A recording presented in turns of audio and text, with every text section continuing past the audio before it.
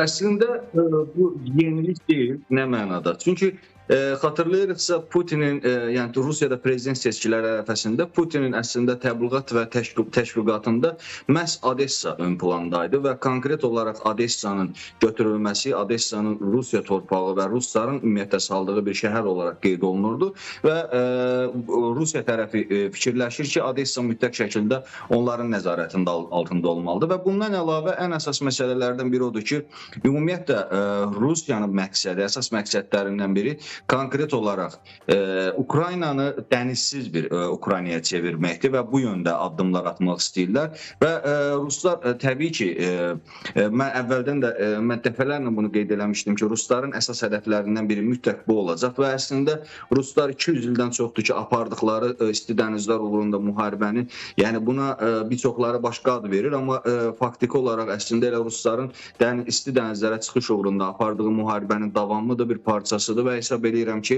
ruslar və hətta danışıqlar prosesində də əslində Odessanı mütləq şəkildə qeyd edirlər və bildirirlər ki, yəni elə ya da belə, yəni ya danışıqlar yolu ilə ya da ki, müharibə yolu, hərb yolu ilə Odessa Ukraynanın tərkibinə keçməlidir, Rusiyanın tərkibinə keçməlidir. Ona görə də rusların bu yöndə fəaliyyət göstərəcəyini açığı mən düşünürəm, əvvəldən də proqnozlaşdırılırdı ki, ruslar bu yöndə fəaliyyət göstərəcək və yeri gəlmişkən, məsələn, Ukrayna dronlar vasitəsilə Rusiya ərazisinə zərbələr endirdi və zavodlara zərbələr endirdi və bu zərbələr nəticəsində ölənlər və yaralananlar var.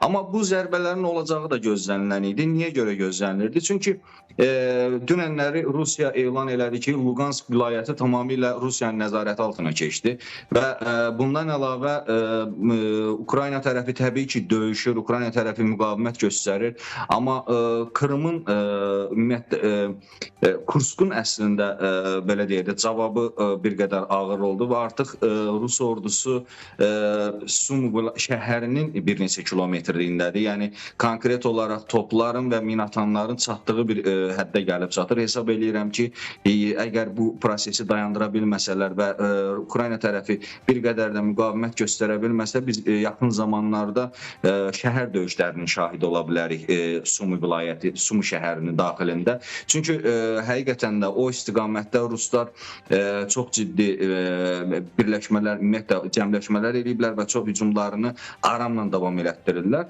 Və Luqansk əgər bitdikdən sonra biz bilirik ki, rusların bu müharibədə maraqlı bir taktikasını şahid olduq. Ruslar ümumiyyətlə müharibənin təxminən 1-ci ilindən sonra tutduqları ərazini dərhal orada müdafiə xəttləri qururlar, özdə 2-3 eşelonlu müdafiə xəttləri qururlar və tamamilə fərqli istiqamətə gedirlər. Hesab edirəm ki, Luqansk bitdikdən sonra orada müdafiə xəttlərini tam yekunlaşdırdıqdan sonra fərqli istiqamətlərə yönələ bilərlər. Və görünən odur ki, Rusiya ümumiyyətlə bu prosesdə dayanmaq istəmir. Əslində İsrail-İran toqquşması Ukrayna məsələsini sanki bir qədər arxa plana atdı, ikinci plana atdı və Avropanın da, yəni Qərbin də xüsusi bir dəstəyi, bəli, maliyyə yardımı ayırdıqlarını deyirlər, digər məsələlər olduğunu deyirlər, amma real olaraq sahəyə gəlib çatacaq, yəni yardımlar və ümumiyyətlə müharibənin taleyini dəyişəcək, nələrinsə olmağının açığı o qədər də şahid ola bilmirik və bir şeyin də nəzər almaq lazımdır ki,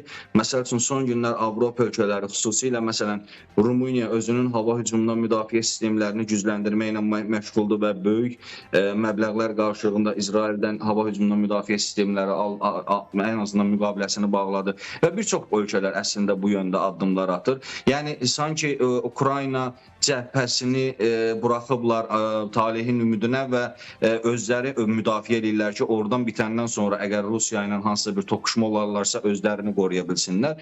Hər halda düşünürəm ki, Avropa və Qərb, ümumiyyətlə Amerika, yəni əgər bu prosesi dayandıra bilməsələr və tamamilə fərqli, yəni görünən oldu ki, sanksiyalarından dayandırmaq o qədər də asan məsələ deyil. Hesab edirəm ki, ona görə də indiki mərhələdə daha ciddi addımlar atmağa ehtiyac var. Əgər bu prosesi dayandıra bilməsələr, böyük ehtimalla yaxın zamanlarda Sumi şəhəri gedə bilər və Rusiya bəs sual olunacaq, əgər Rusiya Qara dənizə, yəni Odessanı götürərsə, ən böyük problemlərdən biri Qara dənizlə bağlı başlayacaq. Çünki orada Rusiya əgər orada olsa, Ukraynadan fərqli olaraq Rusiyanın çox böyük iddiaları olacaq, çox böyük ümumiyyətlə istəkləri və şərtləri olacaq. Hesab eləyirəm ki, Qərb bunların hamısını hesablamalıdır və Rusiyanı əgər bu hədlərdə dayandıra bilməsə, özləri üçün böyük bir problemlər yarana bilər.